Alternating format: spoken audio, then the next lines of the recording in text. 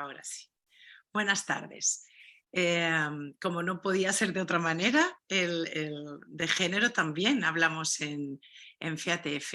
Y en esta ocasión, bueno, con la mente, ¿no?, de Miguel Far, que va a ser el coordinador de este grupo. Él es el que va a coordinar y participar al mismo tiempo en este foro. Y yo espero que esta hora o hora y cuarto, ¿no?, lo que dé la conversación, pues pueda servir como un documento muy interesante para poder reproducir las veces que necesitemos en otras ocasiones. Buenas tardes, Miguel. Buenas Miquel, tardes, Ana. que te acabo de cambiar el nombre. Buenas tardes, Miquel. Adelante, Que todo tenemos tuyo ya, el al fin tenemos micrófono. lenguas cooficiales reconocidas. O sea que, Vale, perfecto. vale. Bueno, no, Ana, pues muy contento de estar en este espacio. A mí no se me ocurre ningún cierre mejor de los foros, ¿no?, Sí. que habéis facilitado y que con tanto cariño y esfuerzo pues habéis posibilitado. Y además, pues, con el lujazo de tener aquí a gente que yo admiro, que quiero. Algunos las conozco más, algunos las conozco de hace poquito en Madrid, como Luana, pero que creo que va a ser una gozada, la verdad, escucharnos. No sé, Ana, ¿voy? Sí, ¿Guío? sí, todo Vale, tuyo, no todo sabía si tuyo. Yo, querías... no, a mí me ha gustado mucho que hagas esa reseña, que como lo hablé con vosotros luego se me pasó, pero es cierto que el último foro de este año o de este ciclo, no sé qué ocurrirá, ¿no?, en las nuevas candidaturas. Entonces, me alegra mucho que hayas hecho esta reseña de esta apuesta, ¿no?, que hemos hecho por los foros, estas reuniones informales de temas que se hablan en congresos, algunos que no se hablan en congreso, pero que este espacio reúne las características para poder llevarlo a cabo. Ahora ya sí, yo me retiro, yo solo estoy pendiente de quién entra, quién sale de grabar, y luego pues os Y diré nada, yo adiós al solo final. aprovecho también para darte las gracias, Ana, por todo el trabajo que has hecho en FATF, incluido muchísimas iniciativas y también estos foros y los aperitivos, o sea que Bueno, a ver ha un sido una momento que no me suerte quiero contar poner a contigo. llorar, eso será en Valencia, ya, ya. Bueno, pero digamos, como hoy cerramos lo del foro, pues creo que también merece ¿no?, un Gracias. reconocimiento y un Gracias. agradecimiento, toda tu implicación y tu iniciativa y tu energía. Así que muchas gracias por facilitar esto. Gracias, gracias, gracias. Bueno, pues arrancamos, si os parece. Ujú. Os explicamos un poquito la idea más o menos consensuada, ¿de acuerdo? Vamos a partir un poco como desde la propia experiencia de las 4 personas que vamos a participar en el foro. Bueno, ese va a ser como el primer paso, ¿no? Transmitir un poquito nuestro bagaje a la hora de tener la perspectiva de género en nuestros espacios terapéuticos. Iremos cada una y cada uno de nosotros relatando un poquito, ¿de acuerdo? Luego la idea es que yo pueda rescatar, aunque ya quedamos de acuerdo que lo íbamos a hacer conjuntamente, ¿no?, alguna de las ideas, alusiones, ¿no?, experiencias para generar un poco un espacio de debate, que en este sentido, al ser, bueno, pues ser una comitiva pequeña, a lo mejor ahí también podemos dar paso si alguien en un momento determinado ya quiere participar, aunque también está pensado que el cierre pueda funcionar así. O sea, podemos tener como 2 posibilidades, ¿no? Y que en todo momento, si la gente quiere participar, pueda participar, o que lo hagamos de una manera más como cierre. Yo creo que un poquito como surja, si os parece, ¿vale? ¿De acuerdo? Entonces, bueno, las 3 personas que me acompañan, si no las conocéis, yo creo que son referencia en nuestro país y en Portugal, ¿de acuerdo? En el trabajo con perspectiva de género. Y yo bueno, sin ocupar más espacio del foro, ya voy a dar paso. La verdad es que no hemos hablado de ningún orden, entonces, quien le apetezca arrancar, de verdad, quiero decir, quien tenga ganas de, bueno, pues ya de adentrarnos en este apasionante mundo que es el género, que por favor tome la palabra. Si no, buscaré voluntario o voluntaria, ¿eh? Ujú. Bueno, pues nada, empiezo yo, si te Venga, parece. Alicia. Ya por romper el hielo, así ya me lanzo a la piscina. Bueno, nos había pedido Miquel eso, que introdujésemos en unos minutos un poquito cómo entendíamos cada uno el tema de la perspectiva de género, ¿no?, en nuestro trabajo. Y bueno, yo quería decir que la verdad que para mí siempre ha sido un tema muy, muy interesante, y seguro que habría pues razones históricas, biográficas, familiares, no sé, que tienen que ver con esto, ¿no? Con por qué tenemos como especial sensibilidad o interés por ciertos temas. Pero tanto en mi trabajo ahora como terapeuta, como también en la formación, a mí primero me parece que todo lo que tiene que ver con el género es muy interesante. Me genera curiosidad, creo que abre muchas posibilidades y creo que, por ejemplo, si somos realmente sistémicas en nuestro trabajo, creo que no podemos olvidar que las personas con las que trabajamos no solo están digamos, en un sistema familiar, sino que estamos en un sistema social en el que hay cuestiones de cultura, de género, de orientación sexual, de clase social, digamos, otras dimensiones macro, ¿no?, que nos atraviesan y que realmente creo que necesitamos tener eso presente en nuestro trabajo y en nuestra práctica profesional, porque eso claramente condiciona, ¿no? Igual que estamos acostumbradas a mirar el genograma y entender de dónde venimos y cómo eso nos condiciona, pues el siguiente paso sería también entender cómo los contextos sociales, culturales, de género, también nos atraviesan y nos influyen en cómo nos vemos a nosotros mismos, qué dificultades tenemos, cómo nos relacionamos, etc. Entonces, por un lado, me parece que es como, digamos, imposible realmente no hacer un enfoque sistémico si no tenemos en cuenta todo esto macro, y dentro de eso macro en el que hay estas variables, a mí me parece que la del género es una de las más relevantes.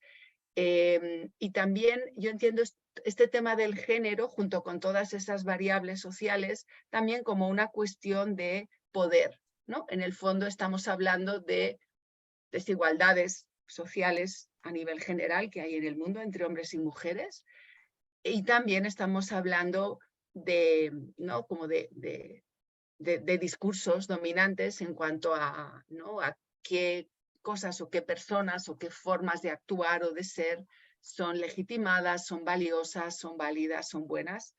Y eso también tiene mucho que ver con el tema del género, ¿no? Entonces creo que no sé, como que es importante como terapeutas tener un poco esta perspectiva de justicia social, algo así como que obviamente estamos, bueno, ayudando, intentando ser útiles a las personas que nos consultan, y también a la vez creo que tenemos que tener la responsabilidad de ayudar a revisar como un poco los paradigmas o los mandatos o las prácticas que se consideran, digamos, normales, pero que a lo mejor a veces esconden una manera de mantener y de perpetuar desigualdades, por ejemplo, en el tema del género, ¿no? Entonces, nuestra labor también es ayudar al menos a visibilizar y poner encima de la mesa, creo, esas cuestiones, porque si no, lo que consideramos un poco normal, pues no nos llama la atención y consideramos que las cosas son y deben continuar siendo así.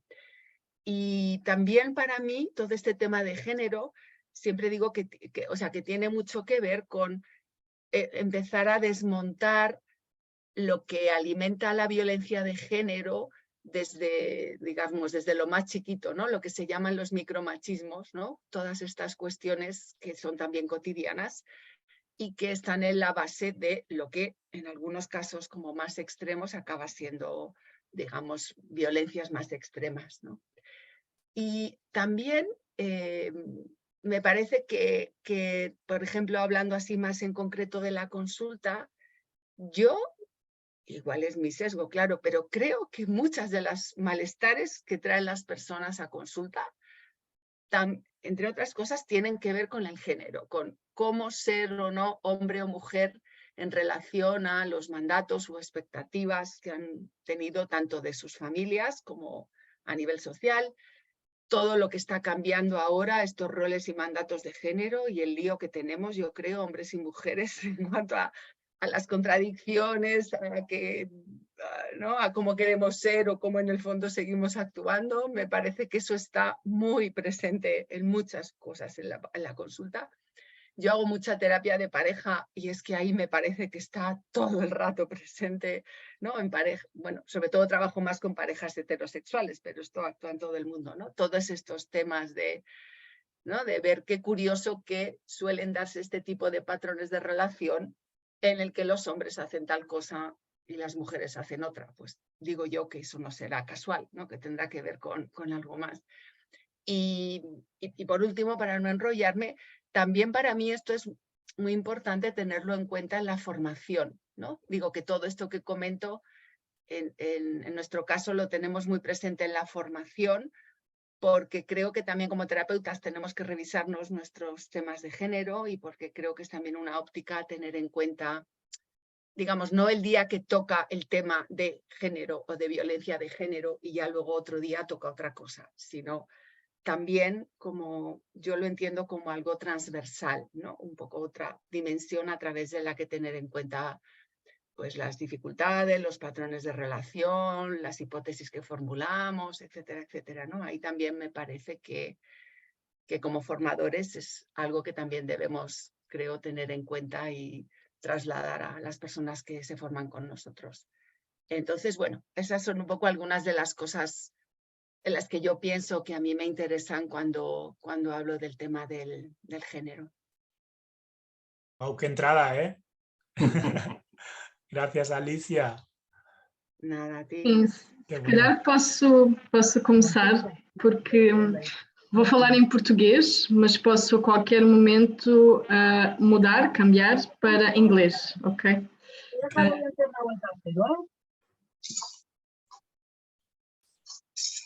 Ok? E acho que estou muito alinhada com a Alicia, não é? E o pedido do Miquel no início pareceu-me muito global, não é? Fórum, género. E para mim, como sistémica, o género, como a Alicia estava dizendo, está em todo lado. E foi aí que está.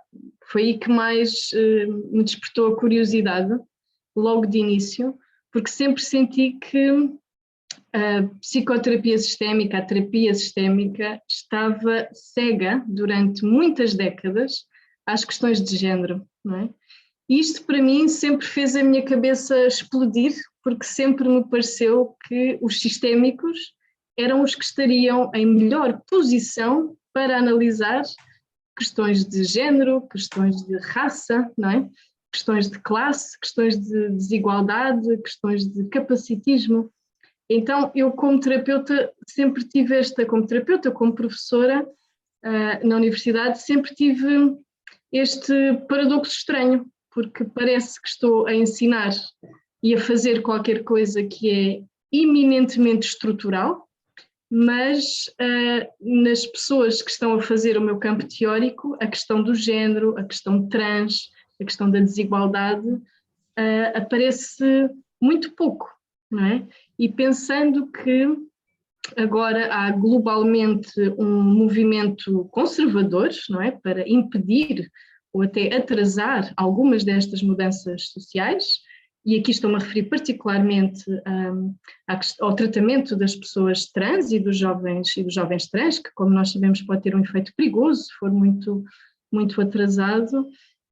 Parece-me então de uma enorme irresponsabilidade que nós, sistémicos, não estejamos de uma forma mais política, porque para mim a sistémica é eminentemente política também, no terreno, não é? Portanto, os sistémicos pensam, se falarmos como a Alicia falou em poder, não é? Questões de poder, questões de controlo, complexidade, ecologia, construcionismo social, teoria crítica, tudo isto nos coloca numa excelente posição para fazer uma contribuição absolutamente decisiva, não é? para a intervenção com grupos minoritários oprimidos. E também podem ser as mulheres, simplesmente. Não é preciso falar das pessoas trans, claro, não é? E eu sinto que, e eu disse isto no Congresso de Madrid, e creio que fui violenta na minha proposta, mas sinto que falhamos em muitas alturas, ou que não fazemos suficiente, não é? Esta ideia que agora está muito presente de forma internacional e transversal da interseccionalidade, eu sempre senti que estava na nossa raiz, mas que não, é como se fosse um comboio, um trem que nós perdemos, não é? De alguma forma, e estamos agora a tentar apanhar. Então, para mim, esta questão do género está sempre muito presente, mas sempre com esta tensão de que nós temos mais ferramentas do que depois em consulta ou na formação, como a Alicia também estava a dizer, conseguimos passar. E, portanto, o trabalho que eu faço é muito neste sentido, não é? De tentar ligar a sistémica com estas questões mais presentes e intervenções validadas também, para operacionalizar com as pessoas que, de facto, agora precisam da nossa ajuda. Se calhar, por agora. Não sei se perceberam bem o meu português. Sí, bueno. Claro, sí. Yo pienso que sí, que hablaste poco a poco, Luana, que se te entendió muy bien y que has señalado ideas muy importantes, ¿no? Que luego creo que será interesante debatir un poco, ¿vale? Si os parece, ¿de acuerdo? También un poco nuestro rol como agente de transformación social, ¿no? Como agente político también, ¿no? Juan Miguel, ¿te escuchamos? Sí, venga. Claro. Bueno, antes que nada, agradecer a la Federación, a Ana, a Miquel, la organización del foro, y poder compartir con Alicia y con Luana, que a Luana no la conocía, a Alicia sí, y poder hablar de temas de género, que es un tema que creo que a todos nos apasiona, si no, no estaríamos hablando aquí.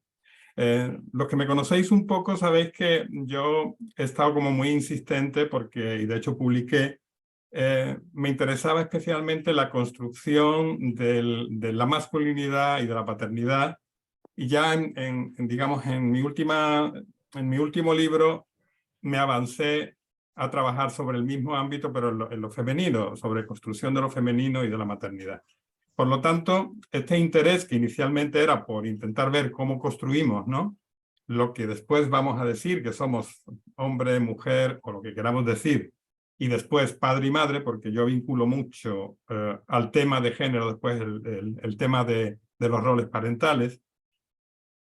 Básicamente a donde llego, después de, digamos, de intentar analizarlos de forma diferenciada, es que en el fondo todos estamos, y algo de esto ha señalado ya Alicia y Luana, realmente estamos hablando de modelos sociales hegemónicos o no hegemónicos, porque también hay modelos sociales ideológicos que no son hegemónicos, digamos, pero que adquieren una potencia importante, donde en estos modelos se nos está diciendo cómo debemos ser, si somos varones o mujeres o lo que seamos, cómo debemos ser, qué debemos hacer y qué no debemos hacer.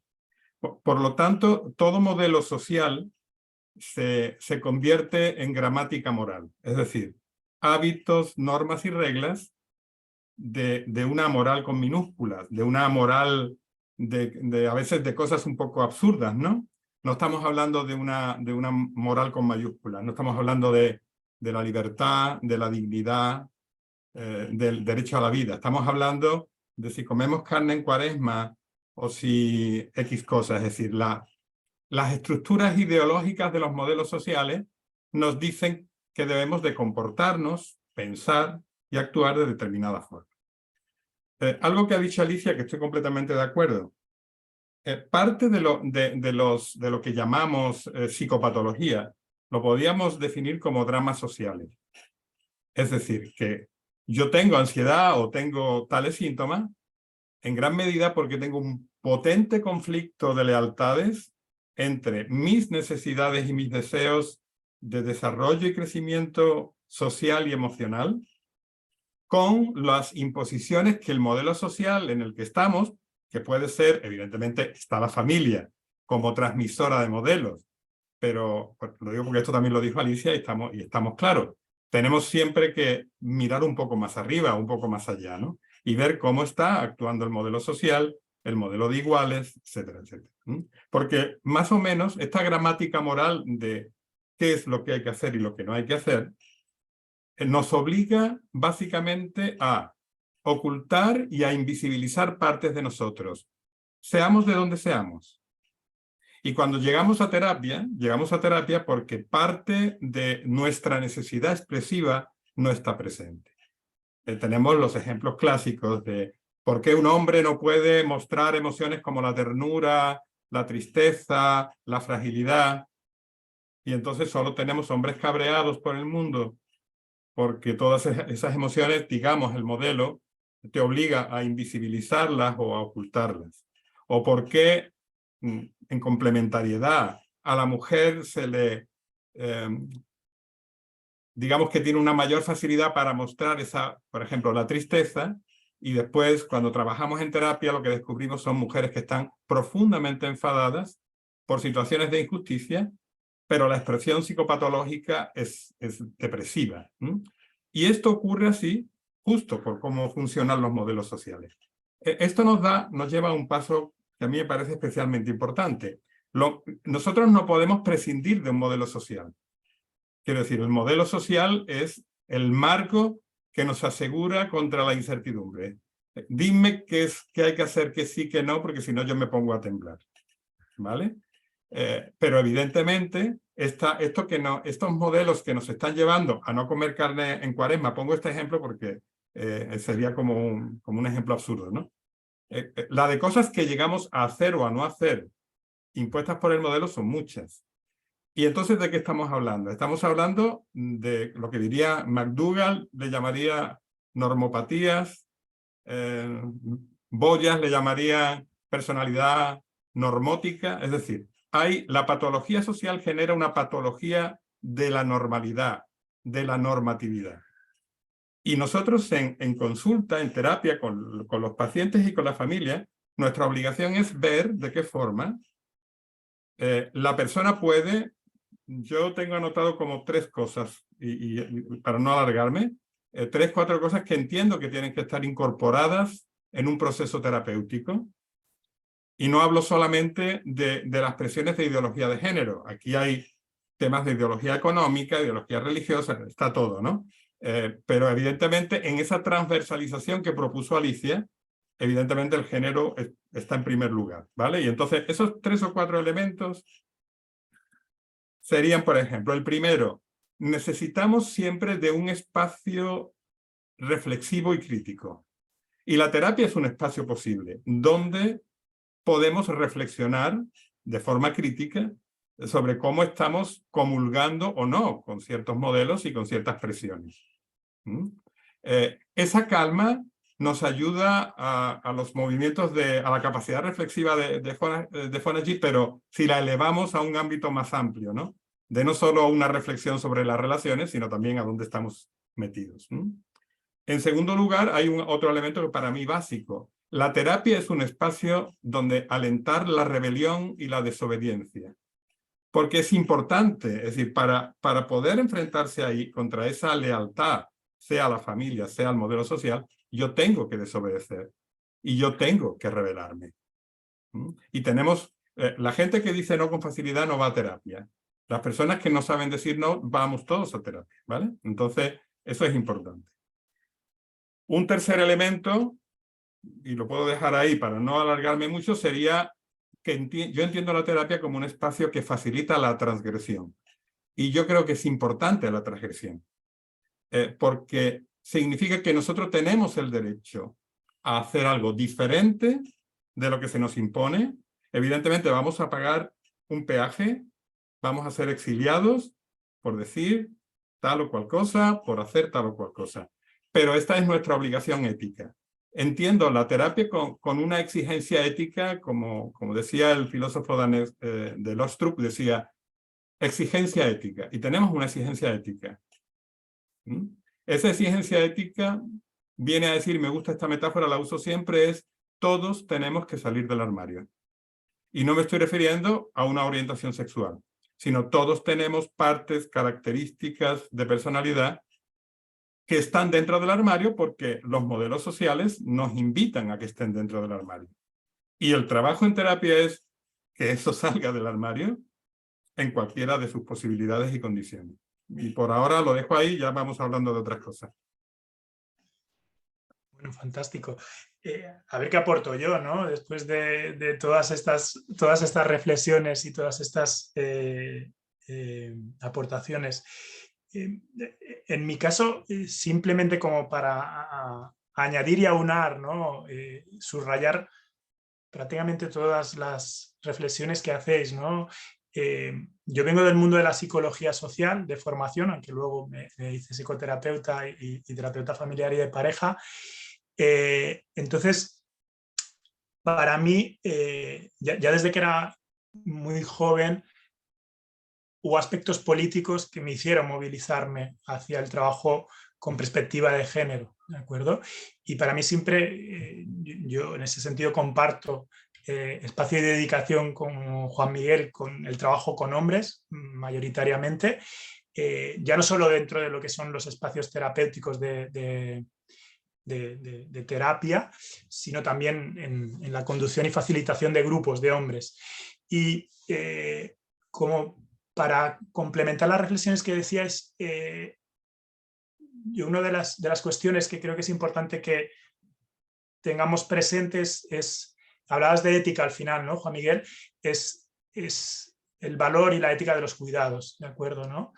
Para mí es fundamental como aspecto transgresor, ¿no? Como aspecto a tener en cuenta como elemento de transformación, de posibilidad, de capacitación en todos aquellos aspectos que facilitan procesos, ¿no? Quiero decir, estar en los cuidados es comunicar mejor, estar en los cuidados es colocarse en el lugar del otro, estar en los cuidados es colocarse en el lugar de uno mismo, ¿no?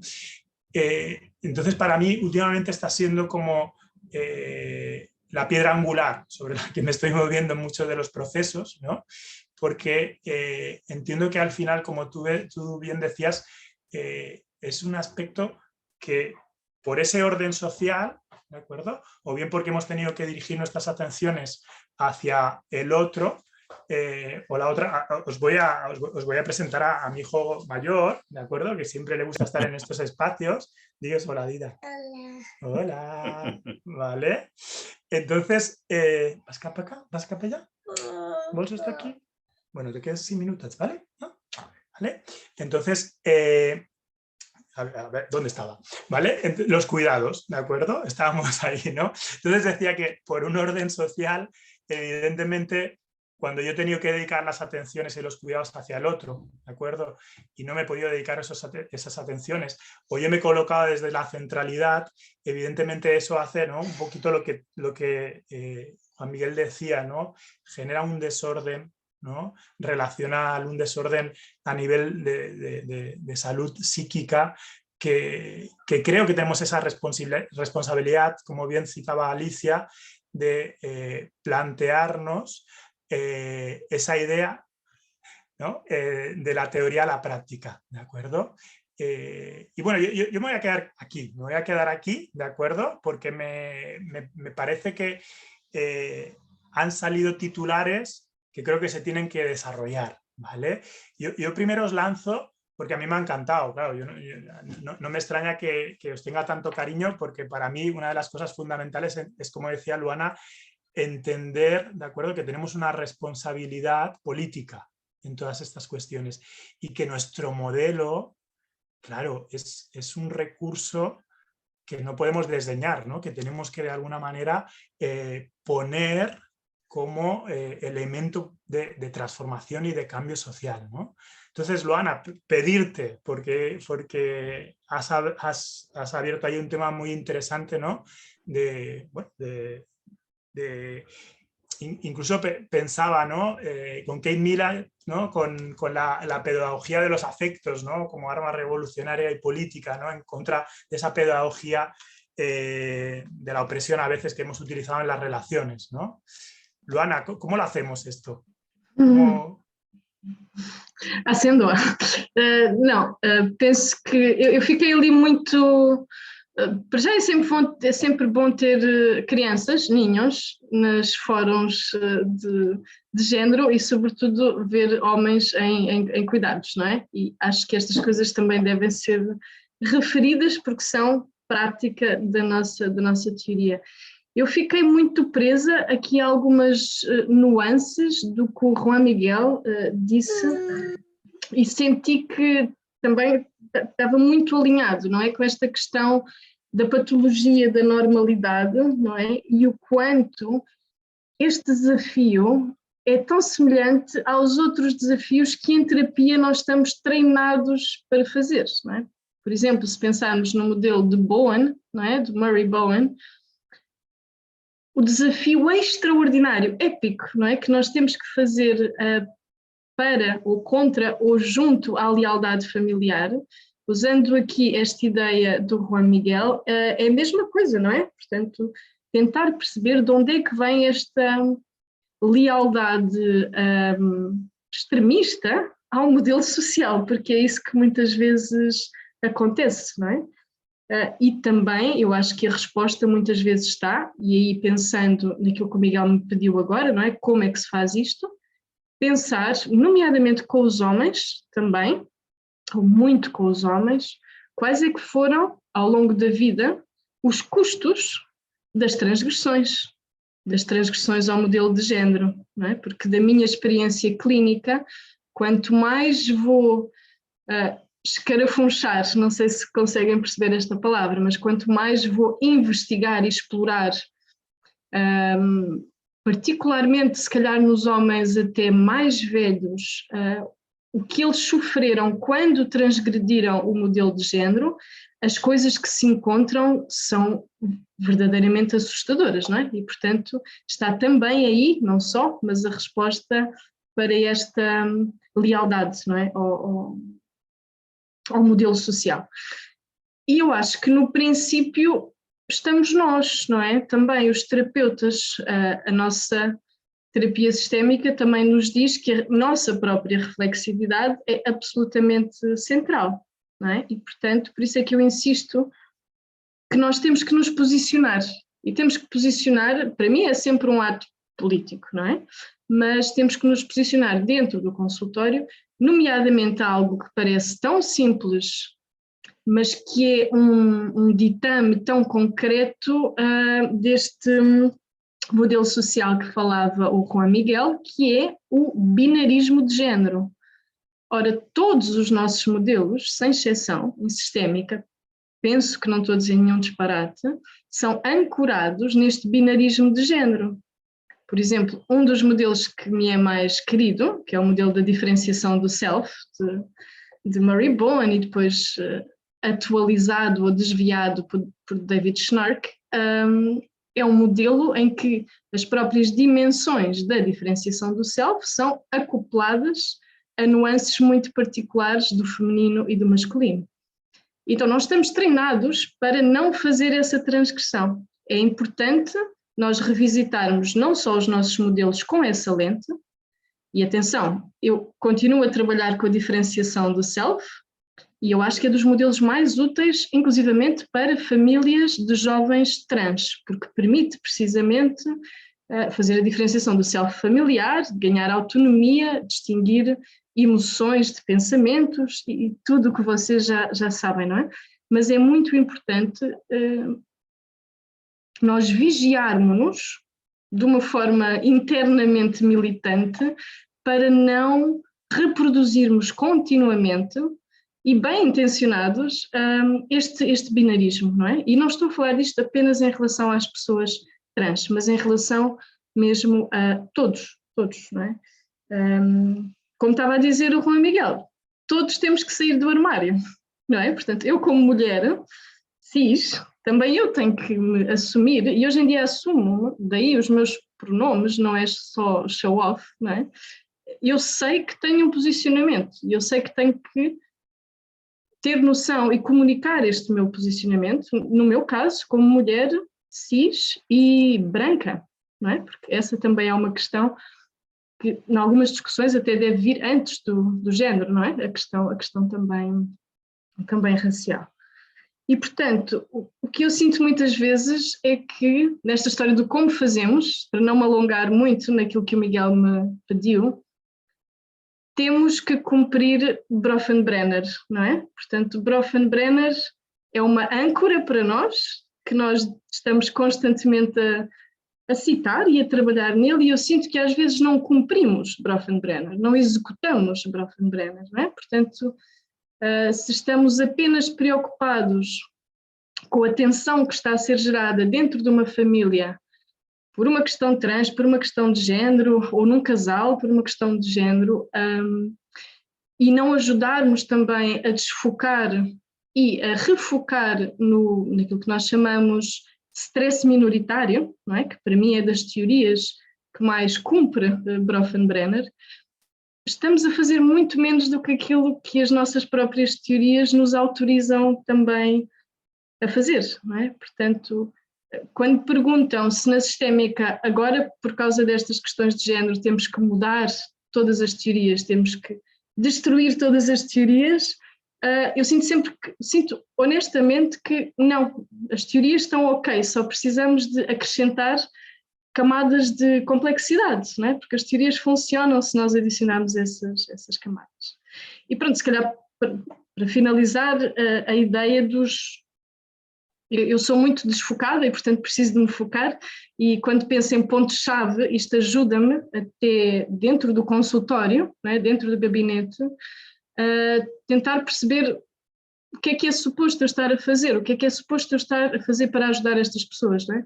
E nós temos 6 pontos-chave para uma intervenção sistémica mais afirmativa em termos de género, e aqui género largo, não é? Não estou só a falar nas questões homem-mulher, binarismo ou nas questões trans, mas focar a ética relacional, não é? Não deixar essa reflexividade, focar constantemente o nosso posicionamento enquanto terapeutas e que tensão é que é transportada e como é que isso pode ser utilizado também na terapia, desafiar este binarismo de género em tudo, até na questão como nós usamos os nomes, não é? Às vezes os clientes têm que preencher qualquer coisa para ir à nossa sessão e está lá sexo ou género, masculino, feminino e mais nada. Eu até posso estar a desafiar internamente o meu binarismo, mas se no meu intake form eu só tenho 2, o que é que eu estou a fazer, não é? E depois, e eu penso que a Alicia também estava a falar nisso no início, e aqui é uma das minhas paixões também, não é? A forma como as narrativas podem ser usadas de forma absolutamente estratégica, não é? É quase como um crafting, é uma arte de fazer as perguntas por forma a fazer aquilo que o Juan Miguel estava a dizer, não é? De forma a desafiar, não é? A desafiar esta lealdade ao sistema. Não é? Se isto não acontecesse, o que é que aconteceria? O que é que não está a acontecer nesta relação que seria necessário, não é?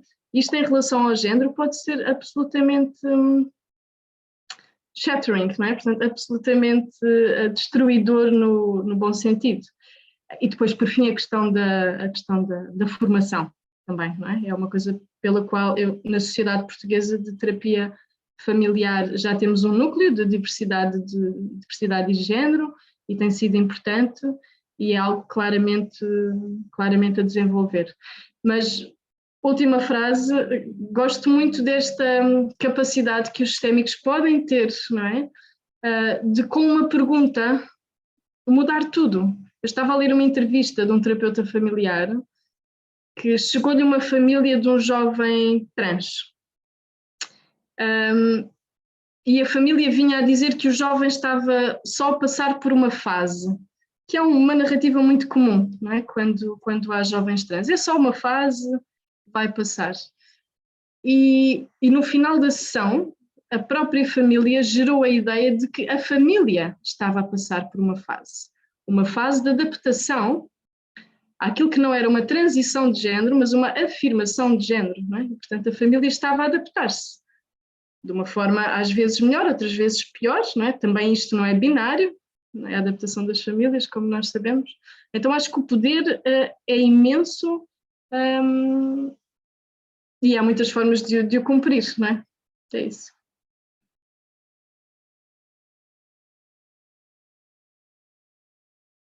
Me gusta porque también introducimos una de las ideas que habíamos comentado, que era, bueno, ¿y esto cómo lo incorporamos? ¿no? Y entonces Luana, ¿no?, ya nos ha señalado, ¿no?, desde la propia narrativa, Juan Miguel nos hablaba de el que facilitemos procesos de desobediencia, ¿no? Que yo siempre he dicho que el problema que tenemos muchas personas no es la desobediencia, el problema es que somos tremendamente obedientes, ¿no? Alicia, Juan Miguel, danos más luz, por favor, ilustrarnos un poquito más de cómo, como terapeutas, ¿no?, podemos ir incorporando todas estas cuestiones. Vale. Perdón que me falló la conexión a internet, entonces salí y volví a entrar. Ya sabéis, esto de la ley de Murphy justo se estropea el día que más lo necesitas. Pero bueno, me perdí un poquito de lo que estaba comentando Luana, pero al hilo hay varias cosas, ¿no? Una que estaba comentando con el tema, por ejemplo, de los conceptos sistémicos o de la teoría de diferenciación de Bowen, o otras muchas cosas. Yo creo que es muy interesante, digamos, como ponernos estas gafas de género y volver a revisar algunas de las ideas sistémicas, ¿no?, a la luz de estas cuestiones. Por ejemplo, y hablando también lo que comentaba antes, lo que comentabais de nuestro trabajo, digamos, político, de posicionarnos, bueno, me parece que no podemos ser, que es imposible ser neutral, ¿no? Y que siempre tenemos una posición, es imposible no tenerla, ¿no? Siempre tenemos una perspectiva, podemos elegir fijarnos o no en el género, pero no podemos no tomar una postura sobre el género o sobre un montón de otras cosas, ¿no? Entonces, digo esto porque me parece que a veces, ¿no?, hay esta sensación que puede tener la gente de, claro, entonces si ya tienes esta perspectiva de género, como que ya estás sesgado, ¿no? Como que lo otro es lo normal y esto es una mirada un poco, no sé, sesgada, ¿no? Y solo quería decir que creo que, bueno, que tenemos que tener presente no solo que tenemos, digamos, como nuestras gafas particulares de ver la realidad, sino nuestras gafas que vienen de todos los contextos macro a los que pertenecemos, ¿no? Y por tanto, eso está influyendo en la manera en la que trabajamos en terapia, ¿no? Y comentando algo de lo que decía antes Juan Miguel, me ha encantado esto de la patología de la normalidad y de la terapia en el fondo como un lugar de un poco de ayudar a la gente, bueno, a ser desleal, ¿no? O a decidir cuánto de leal o desleal quiere uno ser con los mandatos sociales y familiares, ¿no?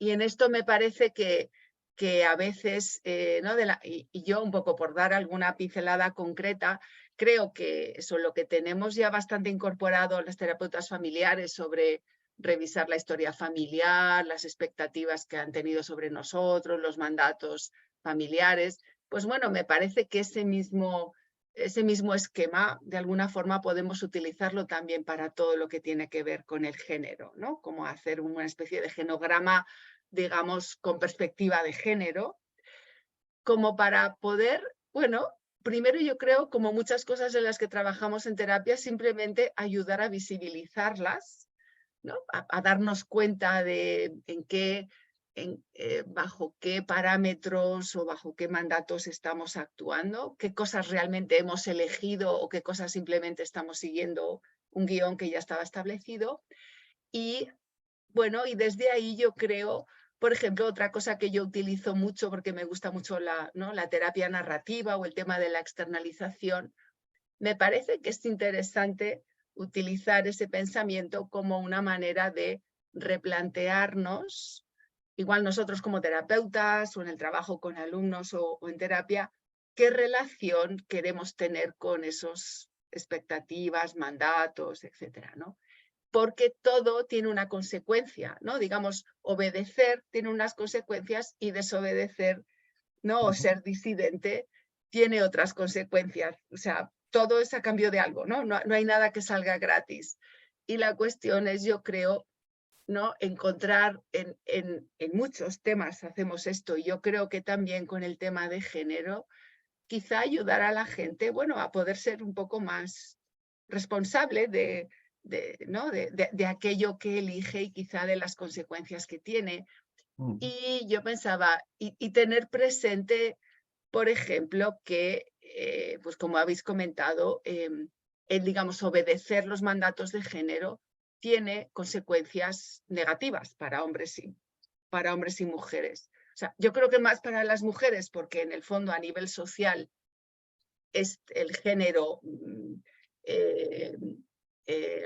¿no? Todo lo que se tiene que ver con la división de lo que corresponde a hombres y mujeres está sesgado en cuanto a dejar a los hombres en una posición de privilegio, pero creo que también muchos mandatos de género tienen consecuencias negativas para ellos. De ahí viene, pues eso, también todo el sufrimiento psíquico de los hombres que se manifiesta de otras maneras diferentes que las mujeres, ¿no? Y lo manifestaba Juan Miguel, ¿no? En forma, yo qué sé, de descuido hacia uno mismo, de conductas de riesgo, de adicciones, ¿no? Y de todo lo que significa, ¿no? Pues yo qué sé, las adicciones, la desconexión emocional, etcétera. Y obviamente para las mujeres a todo lo que nos lleva, digamos, el obedecer a el mandato de, no sé, digamos, de ser buenas chicas, de ser obedientes, cuidadoras, de no hacer mucho ruido, ¿no? De no enfadarnos. Y creo que también, digamos, el desobedecer también tiene sus consecuencias, ¿no? Por ejemplo, yo trabajo mucho con mujeres con la idea de que cuando una desobedece estos mandatos, normalmente se siente culpable. No sé si la culpa también le afecta tanto a los hombres. A mí me parece que desobedecer los mandatos en general a los hombres me parece que les puede generar más una sensación como de vergüenza, ¿no? Como de cómo voy a ser visto, qué van a pensar otros hombres de mí si no me comporto masculinamente, ¿no?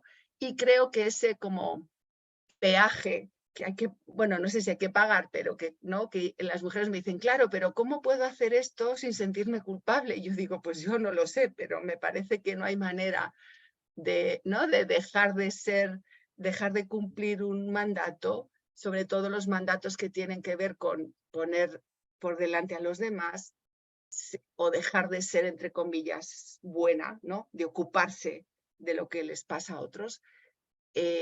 Para empezar a ocuparse de una misma. Yo creo que eso no es posible hacerlo sin una dosis de culpa, ¿no? Entonces, para mí, por ejemplo, por mencionar una cosa concreta, ¿no? Creo que desde esta perspectiva, bueno, la culpa es como la homeostasis, ¿no? Que nos mantiene calladitas y buenecitas y que una tiene que enfrentarse a ¿no? A la cierta dosis de culpa que pueda manejar como para atreverse a cuestionar, y que creo que claramente en esto como en todo, ¿no? Cada persona tiene que acabar encontrando su equilibrio, ¿no? Me parece que nuestra labor es simplemente ayudar a cuestionar, ¿no? Poner encima de la mesa, poner signos de interrogación y ayudar a que la gente pueda ser más, ¿no? Más consciente y más libre en torno a estos temas.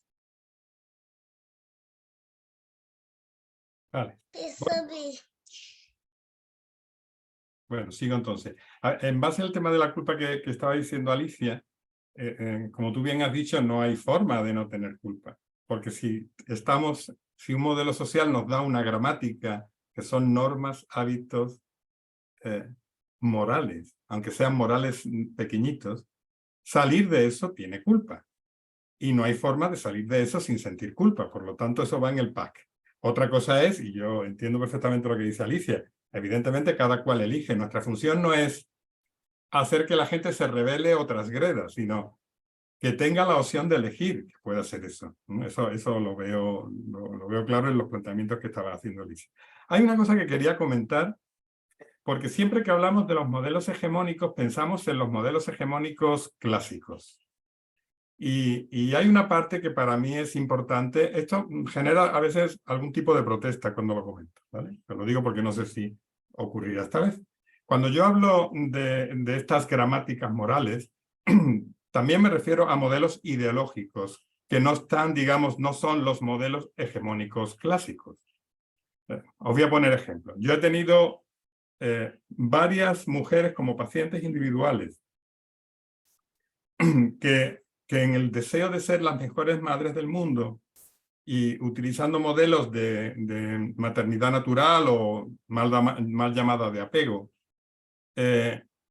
acababan llegando a consulta porque el nivel de presión que se habían autoimpuesto dentro del modelo de ser la mejor madre del mundo, de estar a demanda a las necesidades del bebé, del colecho, el porteo y todos los ecos que tiene el modelo, cuando veían que no podían responder a todo eso, al final petaban en ansiedad, ¿no? Y cuando llegaban a consulta yo les decía, bien, yo entiendo que tú quieres ser la mejor madre del mundo y que tú quieres hacer lo mejor para tu hijo o para tu hija, pero no creo que a tu hijo le haga bien o a tu hija que tú estés de esta forma, que tú estés con una mastitis y que estés intentando pelearte porque el modelo de maternaje te está impulsando a tener que hacer eso, sí o sí.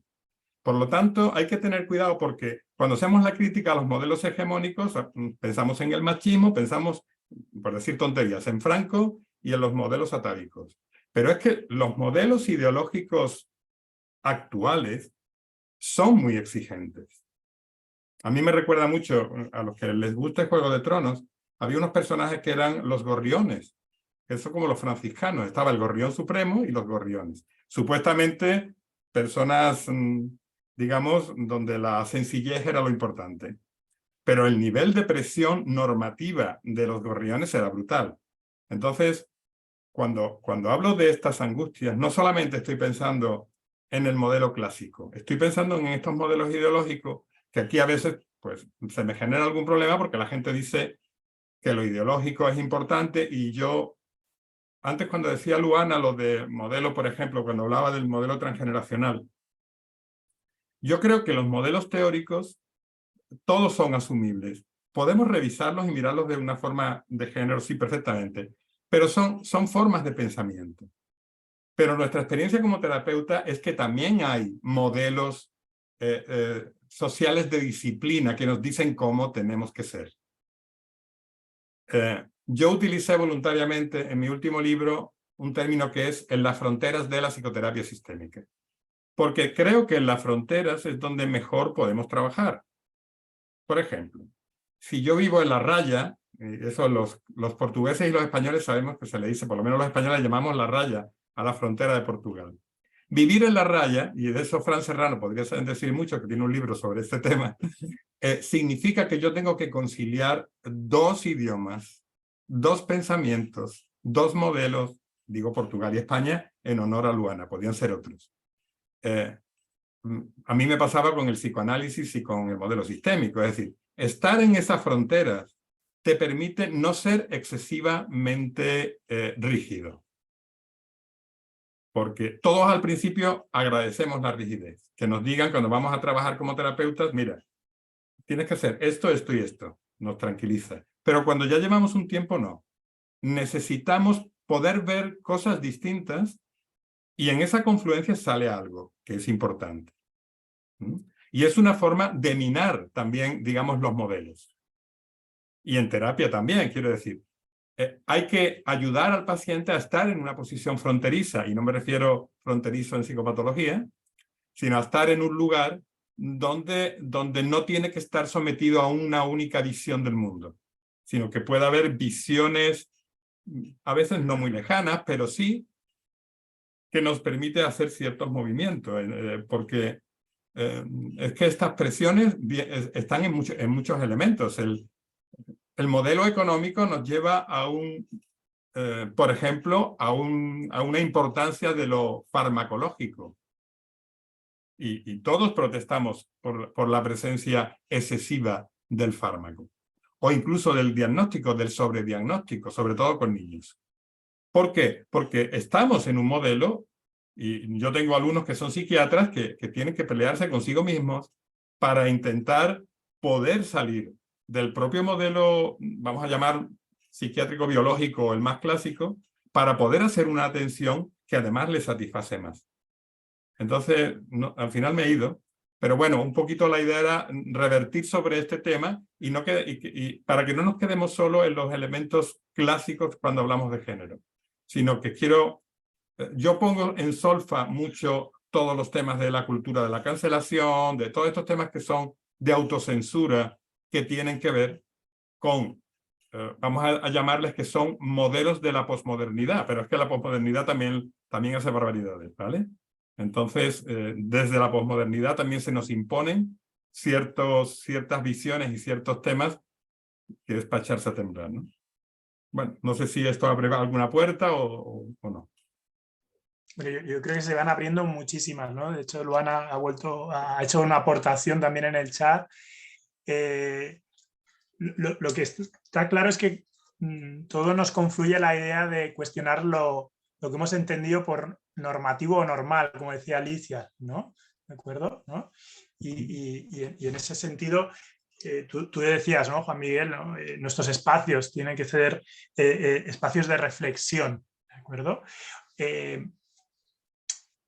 Otra de las cuestiones que, bueno, Luana está en la universidad, los tres estamos en espacios formativos, es esa cuestión, ¿no? De tenerlo, ¿no? De esa sincronización de la perspectiva de género y de que entendamos que de alguna manera no podemos rehuir, ¿no? Aunque estemos en ese momento que también hay una fuerte oposición, ¿no? Que también es indicativo de que vamos en buena dirección, ¿no?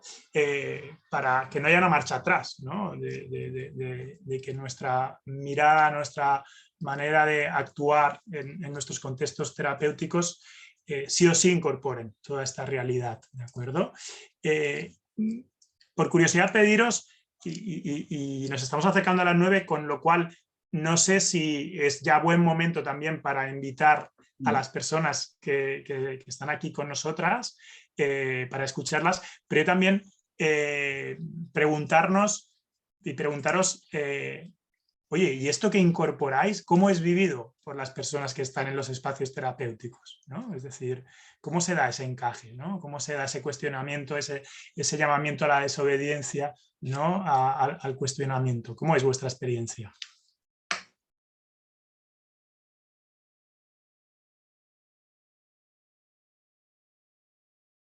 Bueno, yo creo que en general todos estos temas de género, como suelen ser a veces muy viscerales, ¿no?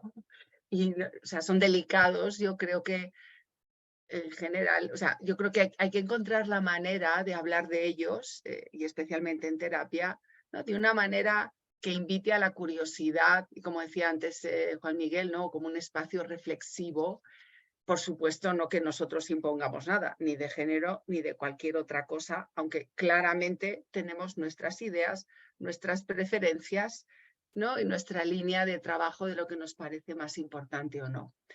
Y bueno, digamos que vamos como abriendo puertas, ¿no? Invitando a la gente a reflexionar, ¿no? A tomar conciencia de ciertas cosas. Entonces creo que ahí desde la curiosidad, desde... ¿no? Por eso tenemos que tener primero nosotros, digamos, como hacerlo visible para poder ayudar a las personas que nos consultan, pero ¿no? Esta invitación a revisar, ¿no? Oye, ¿y esto qué haces? No sé, ¿de dónde viene? ¿No? ¿Tú crees que tiene algo que ver con el hecho de ser hombre o de ser mujer?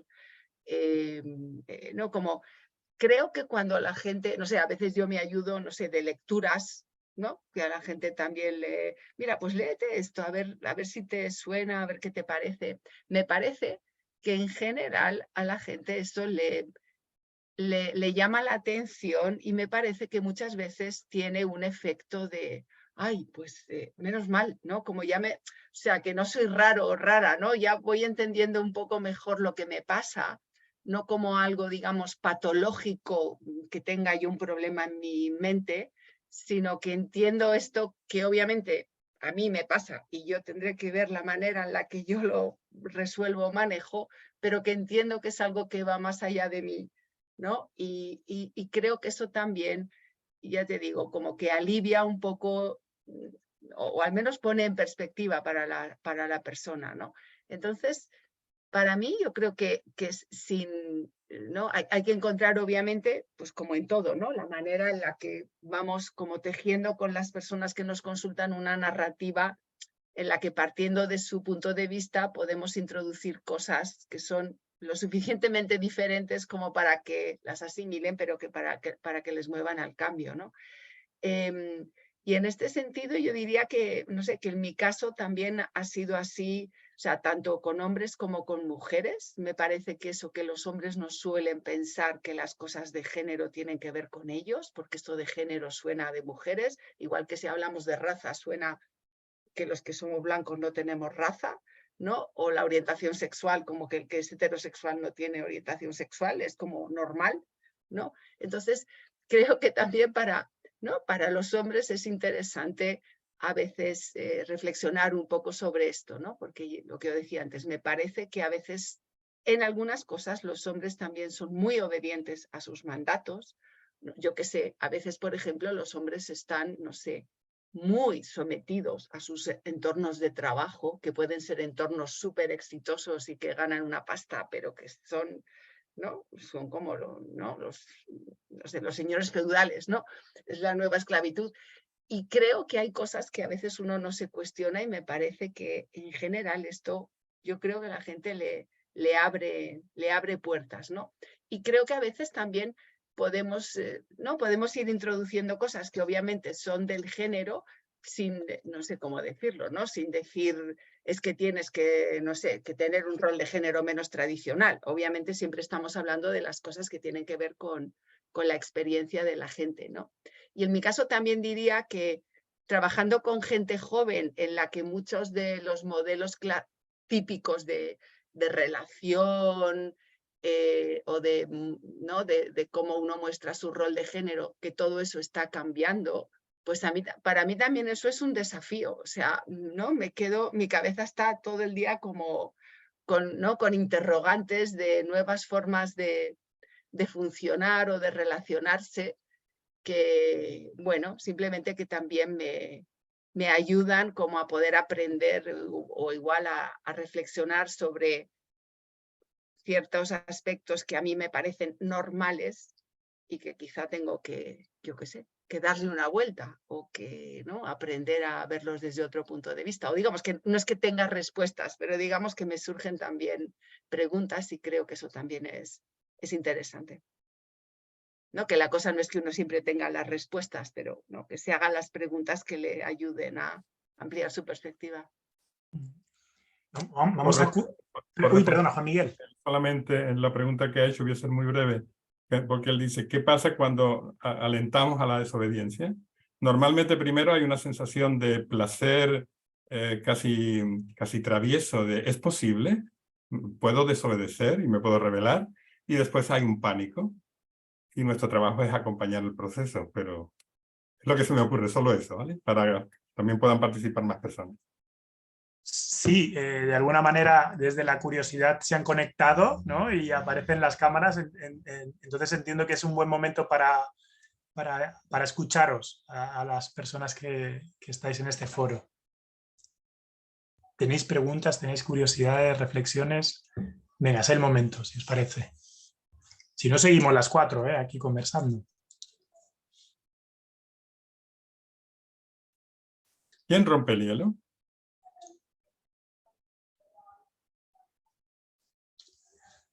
Ha habido un proceso normativo, aquí de repente una persona ha puesto la cámara y todo el mundo ha abierto la cámara, ¿no? Están sufriendo la asimetría, porque supuestamente hay ponentes y entonces... Y mira que los personajes que están ahí tienen que decir, pero bueno, están calladitos. Sí. He visto que Carmen había puesto aquí un comentario, no sé si además de escribirlo nos lo podría contar, y así seguro que podemos hablar todos. Carmen, ponte el micro, Carmen. No se te oye. Ponte el micro. Ahora, sí. Bueno, pues un placer compartir con todos vosotros y vosotras. Y bueno, yo escuchando me me remueve un montón, me surgen un montón de dudas. Yo llevo trabajando en la frontera, como dice Juan Miguel, mucho tiempo, ¿no? Yo llevo, y el principio, hace 20 y tantos años, cuando empecé a trabajar en violencia, que no existían en España las leyes de violencia, mi frontera era entre feminismo, violencia y sistémica, era una locura, ¿no? ¿Cómo compaginar todo esto? Entonces, yo lo que me di cuenta es que la fuente o el centro era yo. Entonces, la que tenía que integrarlo todo era yo, y lo que salía desde la rebeldía, siempre por supuesto, era lo que salía. Pero también es cierto que a lo largo de la experiencia uno va pasando por muchos contextos de trabajo diferentes. No tiene nada que ver un trabajo en privada, donde yo me puedo permitir a una pareja que me llega, que percibo que ha habido una violencia física, decir, yo no te atiendo desde esa rebeldía, no voy a atender, os derivo, pero yo desde esa posición social que entiendo como justicia social, no quiero contribuir a esta situación de violencia en esta pareja, no voy a trabajar en terapia de pareja. Esa es por ejemplo, una de mis decisiones. Más decisiones, pues liarlas, por ejemplo, en contextos sociales donde se llamaba desde un contexto de trabajo con menores, a un padre y a una madre a la vez para citarlo cuando tenían una orden de alejamiento, ¿no? Y era una locura decir que no se podía atender juntos a esa pareja porque iban a estar muy condicionados, ¿no? Entonces, como yo era siempre un poco la mosca cojonera, como se dice aquí, que decía que esas cosas no me parecían normales y el filtro era yo, pues como decía Juan Miguel, yo siempre he andado un poco en la frontera, y los contextos, por eso hablaba yo de los contextos de trabajo, porque me parecen tan importantes. En la privada uno hace unas cosas y en lo público, dependiendo del contexto, haces otro, y sobrevives como puedes en los distintos contextos, ¿no? Entonces, yo propongo, vosotros que sois los expertos, hacer, porque a mí, por ejemplo, en la sistémica me costaba mucho hace 20 y tantos años. Claro, hoy en día a nivel social ha cambiado todo muchísimo, ¿no? Y hoy casi que hay que aclarar, o por lo menos yo quiero aclarar, que cuando yo hablo de que tengo una perspectiva de género, hablo que tengo una perspectiva de igualdad social, de justicia social, como decía antes Luana, ¿no? Me parece súper importante posicionarnos, porque somos sistémicos como justicia social, como decía ella, pero es que la sociedad cambió muchísimo desde hace 20 y tantos años a hoy, hablando de género, ¿no? Entonces, podíais hacer una especie de guías de buenas prácticas en la sistémica, me parece cómo introducir en la sistémica como buenas prácticas estas perspectivas de género. Pues a mí me parecería súper interesante. Yo lo he hecho siempre desde el incordio, desde la frontera y desde mi propio sentido de justicia, que a lo mejor en algunos sitios no era considerado tal y era como muy loco. Y hasta ya tienes trabajo, Carmen. ¿Eh? Ya tienes trabajo. Lo que tú nos estás proponiendo, ya sabes lo que tienes que hacer. Eso, vosotros sois los expertos y las expertas. Anda. Que nos conocemos. Gracias por este foro que me encanta, me parece súper necesario desde hace mucho tiempo. Muy bien. Sí, gracias a ti. Bueno, yo creo que este contexto es significativo del momento de cambio de paradigma, ¿no? Y de mirada, ¿no, Carmen, en este sentido, ¿no? ¿Quién sigue? Si no, sigue mi hijo, que tiene muchas cosas que decir, Yo sí que quería haceros una pregunta a los cuatro. Dentro de nuestro contexto, ¿no? El contexto sistémico, yo os quería preguntar para la inclusión de la perspectiva de género, ¿no? En terapia familiar sistémica, ¿cuáles son los obstáculos, ¿no? ¿Cuáles son los retos que tenemos por delante? No tanto a nivel social, ¿no? Que con lo que habéis hablado todos, ¿no? De esta contraofensiva, ¿no? Al menos en nuestro país, de la extrema derecha y todo lo que está pasando, que, bueno, personalmente para mí es muy preocupante, ¿no? Pero en nuestro contexto, en la terapia familiar sistémica, ¿cuáles son los obstáculos o los inconvenientes que vosotros veis en relación a la inclusión de la perspectiva de género, porque a veces da la sensación de que hay aún, ¿no? cierto reparo, ¿no? en que lo que habéis dicho antes, ¿no? Que despierta como mucha visceralidad el tema. Yo lanzo un titular, porque lo tengo más complicado, ¿de acuerdo? Pero sí que, no sé si os ha pasado, bueno, hay cierto repliegue normativo, ¿no? Es decir, sí, sobre todo diría más por los hombres, ¿no? Quiere decir que en el contexto familiar, bueno, pues hay esta percepción de estar sintiéndose amenazados, ¿de acuerdo? ¿No? Que de alguna manera, bueno, cambian los paradigmas, cambian las reglas, cuestionamos, ¿no? Y como de alguna manera es verdad que todavía estamos en ese momento de generar modelos referenciales, ¿de acuerdo? ¿No? De entender, ¿no? ¿Qué implica salir del armario? ¿Cómo podemos salir del armario? ¿Cómo podemos acompañar? Pues es verdad que yo observo, ¿no? Pues ese repliegue, ¿no? de vuelta a las andadas, de volver a lo que conozco, aunque lo que conozca puede ser perjudicial para mí o para la dinámica, ¿no? Relacional. Posso só acrescentar, porque eu entendi, se calhar é porque, pronto, o meu português, mas eu entendi a pergunta da Amanda mais no sentido de qual é que seriam os obstáculos para nós, terapeutas, que sentiríamos no consultório. E não pensei muito nisto, mas eu sinto muitas vezes que em questões de igualdade, desigualdade, um dos grandes obstáculos no consultório é a gestão da aliança terapêutica. E pensei aqui em dois casos que já me aconteceram com muita frequência. Um que é o mais frequente de todos, que é ter um casal heterossexual, não é? Portanto, um casal composto por pessoas de género diferente, em que há uma brutal desigualdade das tarefas domésticas.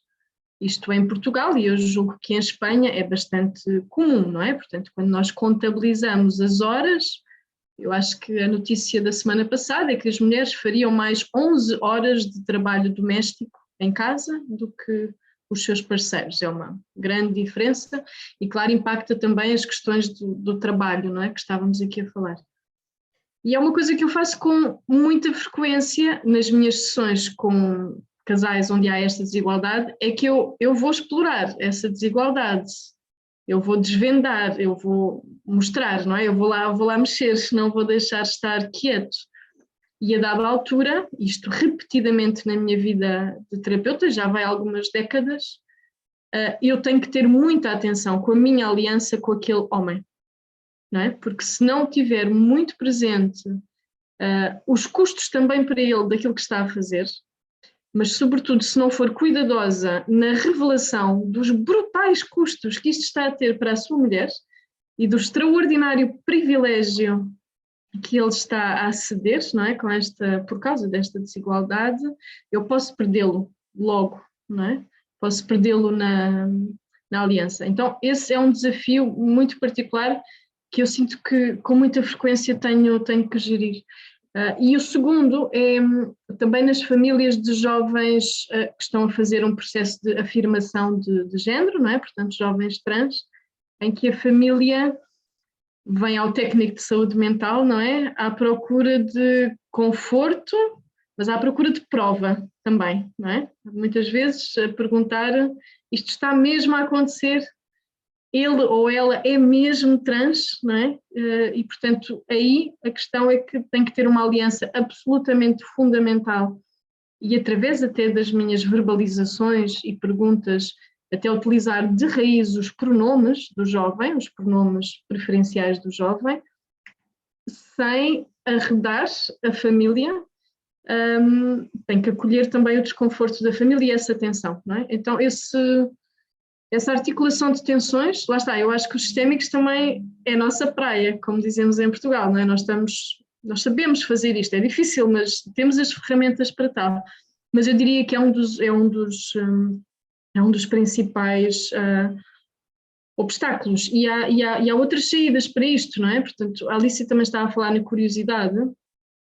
e até intervenções muito operacionais, sistémicas, que vocês conhecem, não é? A entrevista do outro internalizado, não é? Portanto, a técnica do outro internalizado, é muito interessante para fazer, tem riscos, mas é muito interessante para fazer em processos onde há alguma desigualdade, não é? Porque nós aí conseguimos, através da curiosidade, eventualmente até chegar àquilo que o Juan Miguel estava a dizer, do prazer da descoberta, do que é estar nos sapatos do outro, não é? Isso com casais às vezes funciona muito bem com esta questão da desigualdade e da articulação do trabalho e das tarefas domésticas, e também, fazendo aqui um círculo se calhar àquilo que estavam a dizer há pouco, e também com estes mandatos sociais mais contemporâneos, mas igualmente rígidos, também como disse o Juan Miguel, não é? Seja a Santa Igreja da lactância materna, como eu estava a dizer, não é? Seja esta ideia que não é feminista de que as mulheres têm que ter tudo. E, portanto, isto é uma coisa muito prevalente que eu sinto, mas isto é pessoal e é político, não é? Eu sinto que serve um modelo altamente capitalista, não é? De venda de bem-estar e de desenvolvimento pessoal até ao infinito, não é? E eu acho que o território da consulta sistémica é um território ideal para manobrar, não é? Mexer com equilíbrio e com algum conforto e algum consolo ou desconforto estes desequilíbrios, no fundo. Espero não ter sido muito confusa. Amanda, intentando un poco responder desde donde se me ocurre, yo creo que el problema que tenemos para incorporar la perspectiva de género es que no tenemos un aprendizaje de mirada de género. No hemos hecho conciencia de cómo hemos ido construyendo nuestra identidad de género como parte de nuestra identidad.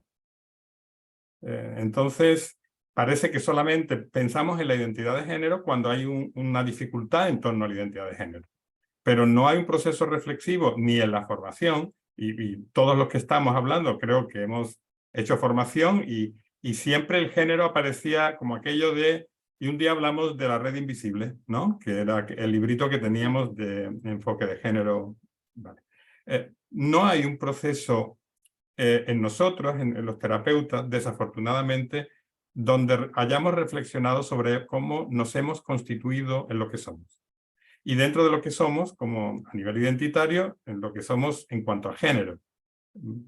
¿Por qué un género y no otro? ¿Y por qué una orientación sexual y no otra? Y ¿cómo hemos construido eso?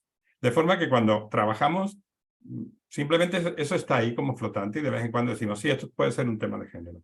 Pero no está, no solo transversalizado, no está encarnada la idea de género. Yo creo que eso es lo que generalmente, no solo nos pasa a los terapeutas, creo que nos pasa a casi todos cuando afrontamos una situación de este tipo.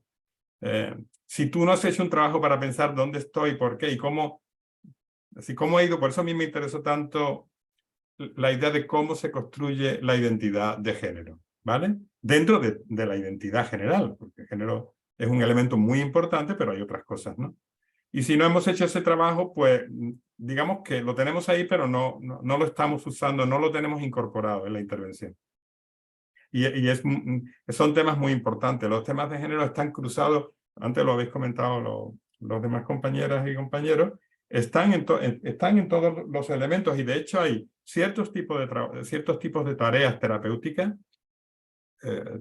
y se me puede acusar de binarismo, donde efectivamente con una mujer o con un hombre nuestra tarea va a ser diferente. Porque la influencia de los factores de esos modelos sociales han generado ocultación o invisibilizaciones diferentes. Y también esto puede generar protesta, porque biológicamente somos diferentes. Es decir, una cosa es, yo estoy totalmente de acuerdo, Carmen lo decía, estamos hablando de la importancia de la igualdad, pero eso no quiere decir que no haya diferencias. Y hay diferencias biológicas. Quien tiene un cuerpo para concebir encarna esa idea de la concepción.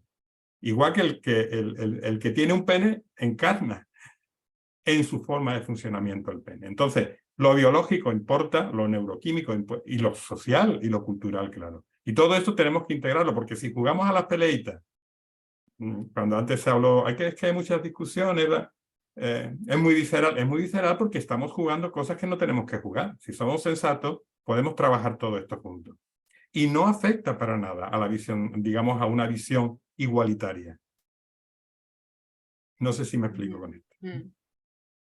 Sí, sí, yo solo quería añadir, claro, yo creo que en eso estamos hablando también, Juan Miguel, de, bueno, que es que hay muchos temas que se abren con todo esto, ¿no? Pero Sí. creo que en el fondo estamos hablando, o sea, por un lado yo también pienso en el género, en esto que os decía antes, en todo lo que tiene que ver con las cuestiones de poder, ¿no? De en qué lugar estamos situados socialmente, de las desigualdades estructurales que hay entre los hombres y las mujeres como grupo, luego hay montones de diferencias entre unos y otros.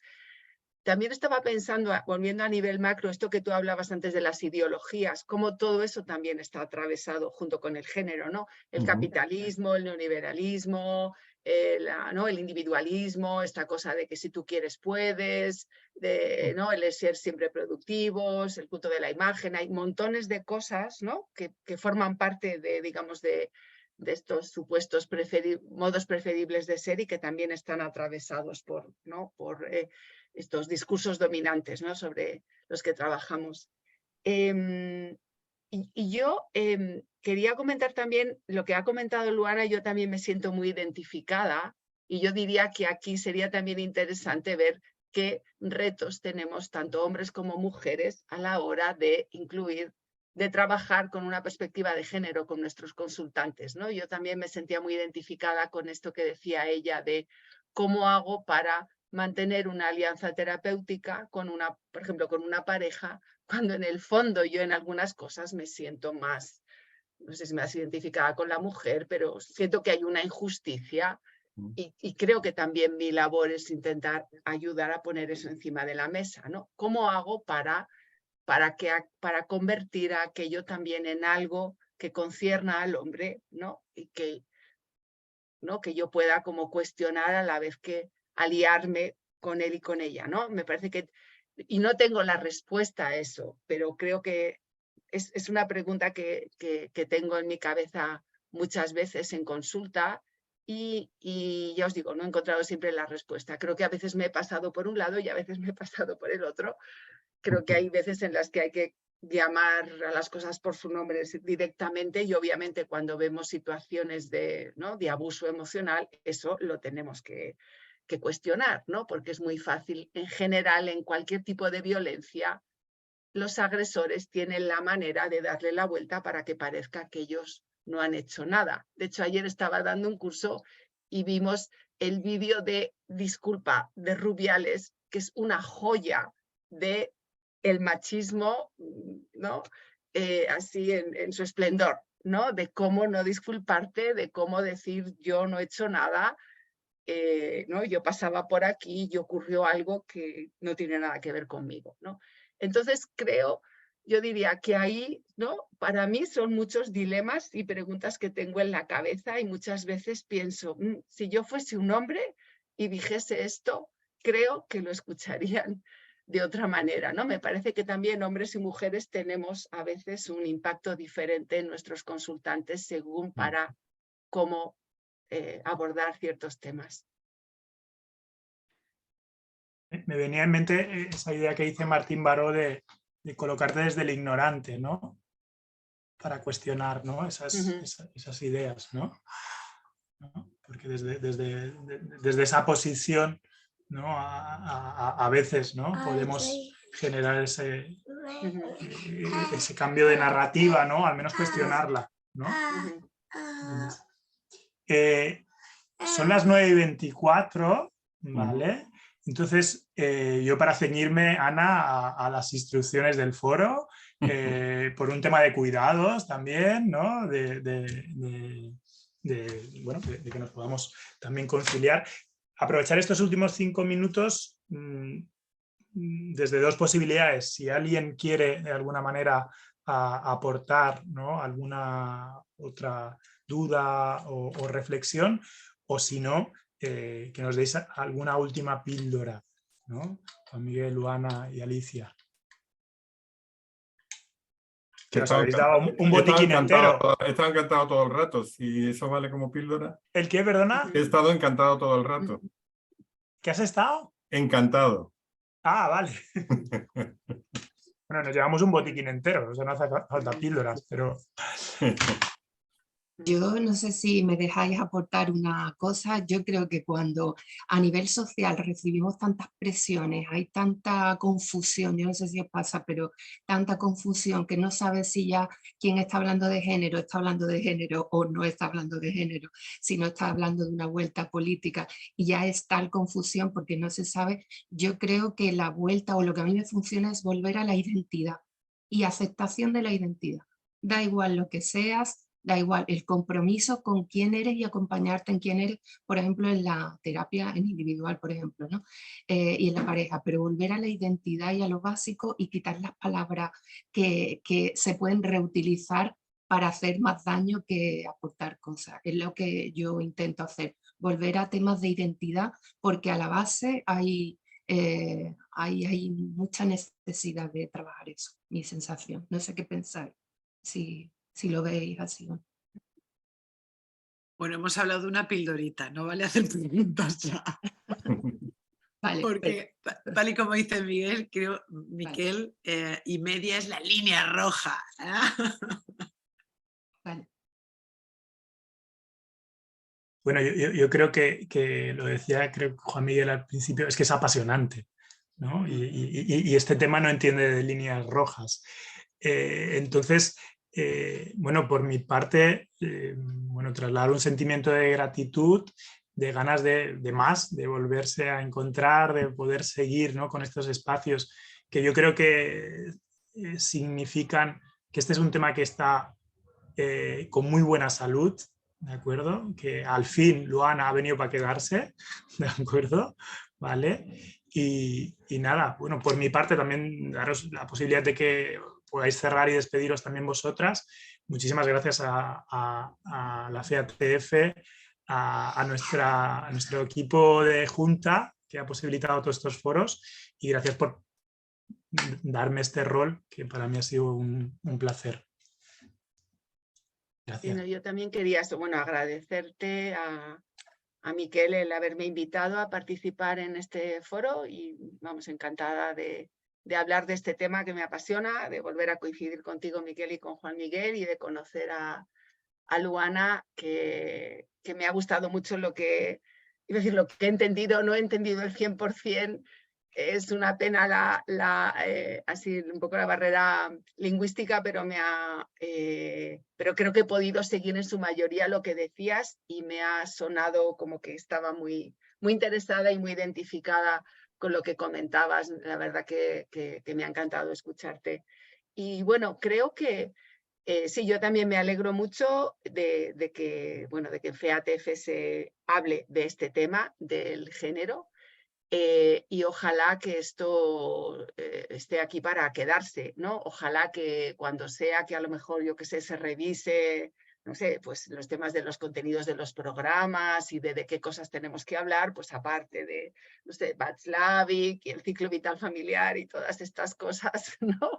Que están fenomenal y hay que incluirlas.